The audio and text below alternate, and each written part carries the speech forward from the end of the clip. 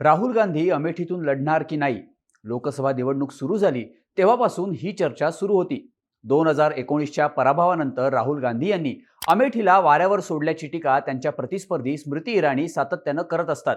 अमेठी आणि रायबरेलीमधून उमेदवारीबद्दल बोलताना काँग्रेस नेते सातत्यानं सांगत होते की अमेठी आणि रायबरेलीतून सरप्राईज मिळेल. पण अर्ज दाखल करायला फक्त एक दिवस बाकी असेपर्यंत सुद्धा उमेदवारी ठरत नव्हती. अखेर 2 मेला रात्री उशिरा रायबरेलीतून राहुल गांधी तर अमेठीमधून गांधी परिवाराचे लॉयलिस्ट KL शर्मा यांना उमेदवारी जाहीर करण्यात आली.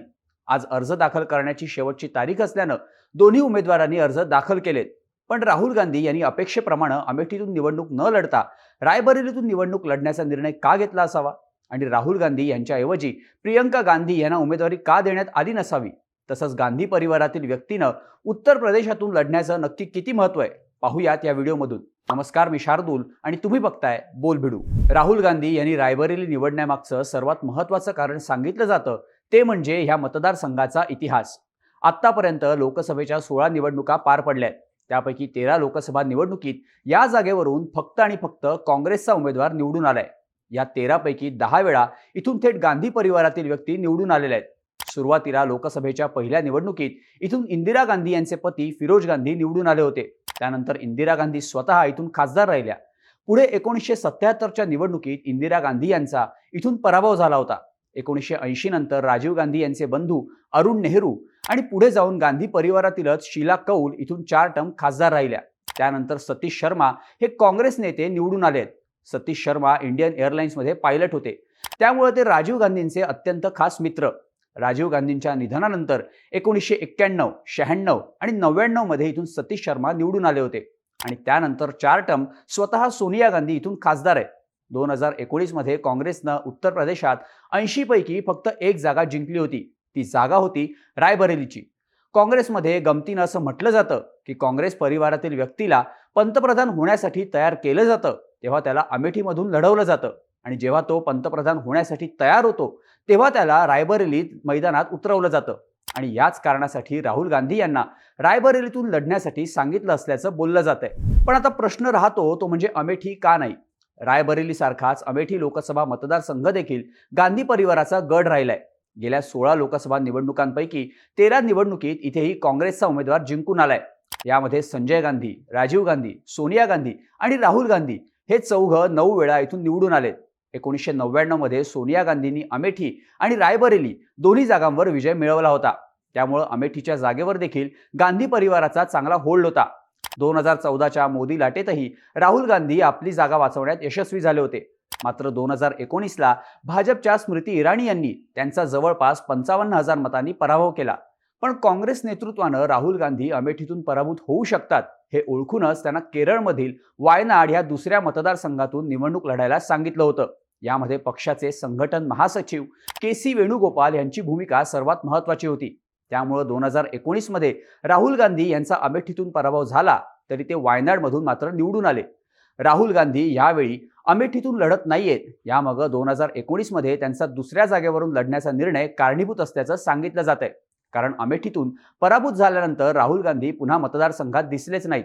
गेल्या 5 वर्षात राहुल गांधींनी जास्तीत जास्त 3 वेळा अमेठीला भेट दिली आहे. त्यापैकी एक भेट भारत जोडो न्याय यात्रेदरम्यान होती.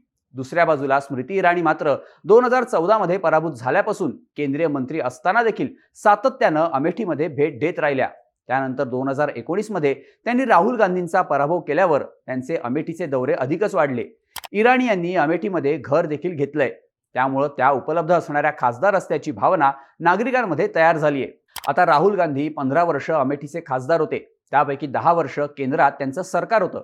मात्र तरी देखील राहुल गांधी यांनी अमेठीमध्ये साधं घर देखील घेतलं नाहीये. हाच मुद्दा स्मृती इराणी यांनी प्रचाराचा मुद्दा केल्याचं पाहायला मिळालं. याशिवाय ज्या लोकांनी 15 वर्ष राहुल गांधींना खासदार केलं त्यांना वाऱ्यावर सोडून ते वायनाडला निघून गेले याचा देखील जोरदार प्रचार केला जातोय. राहुल गांधी अमेठीतून लढत नसल्याचं अजून एक कारण म्हणजे इथली विधानसभा निहाय परिस्थिती.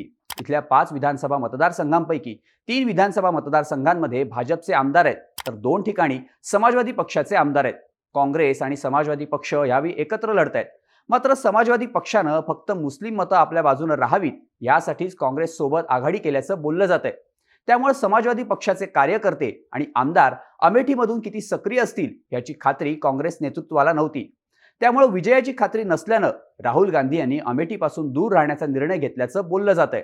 पण राहुल गांधी किंवा गांधी परिवारातील व्यक्ती उत्तर प्रदेशातून लढण्याचं नक्की महत्त्व काय? राहुल गांधी वायनाड व्यतिरिक्त दुसऱ्या कोणत्याही जागेवरून लोकसभा लढायला इच्छुक नव्हते असं सांगितलं जातं. मात्र काँग्रेस अध्यक्ष मल्लिकार्जुन खरगे आणि सोनिया गांधी यांनी त्यांना रायबरेलीतून निवडणूक लढण्याचा आग्रह केला. त्यामागचं कारण म्हणजे राहुल गांधी किंवा गांधी परिवारातील व्यक्ती उत्तर प्रदेशातून लोकसभा लढवत नसेल तर राज्यातील काँग्रेस कार्यकर्त्यांचं मनोधैर्य खचलं असतं. उत्तर प्रदेशमध्ये काँग्रेसची कामगिरी सातत्यानं खराब होत चालली आहे. 2009 मध्ये काँग्रेसचे उत्तर प्रदेशमध्ये 21 खासदार होते. त्यानंतर 2014 मध्ये फक्त 2 तर 2019 मध्ये फक्त 1. विधानसभा निवडणुकीत देखील काँग्रेस पक्ष सातत्यानं खराब कामगिरी करतोय. 2012 विधानसभा निवडणुकीत काँग्रेसनं 28 जागा जिंकल्या होत्या. 2017 मध्ये 7 तर 2022 मध्ये त्यांना फक्त 2 जागा जिंकता आल्या होत्या. काँग्रेस उत्तर प्रदेशात सातत्यानं 4 किंवा 5 नंबरचा पक्ष राहिलाय. त्यामुळे पक्षाची हालत अत्यंत खराब आहे. उत्तर प्रदेशमध्ये लोकसभेच्या 80 जागा आहेत. त्यामुळे केंद्रात उत्तर प्रदेश शिवाय सत्ता स्थापन करता येऊ शकत नाही.